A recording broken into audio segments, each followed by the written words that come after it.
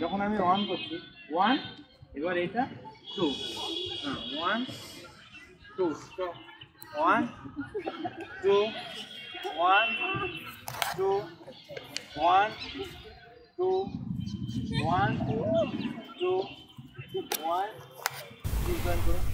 আজকের দিনে আমাদের ঘরের মায়েরা তথা মেয়েরা ছেলেদের সঙ্গে সমান তালে চোখে চোখ রেখে ডিফেন্সে অর্থাৎ পুলিশে আসার সক্ষমতা দেখিয়েছে, যার ফলস্বরূপ আমাদের অভিভাবকরাও চেষ্টা করছেন তাদের মেয়েদেরকে একটি উপযুক্ত আবাসিক কোচিং সেন্টারে রেখে পঠন পাঠনের পাশাপাশি তারা যেন উন্নত মানের ফিজিক্যাল ট্রেনিং নিয়ে তাদের স্বপ্ন পূরণ করতে পারেন।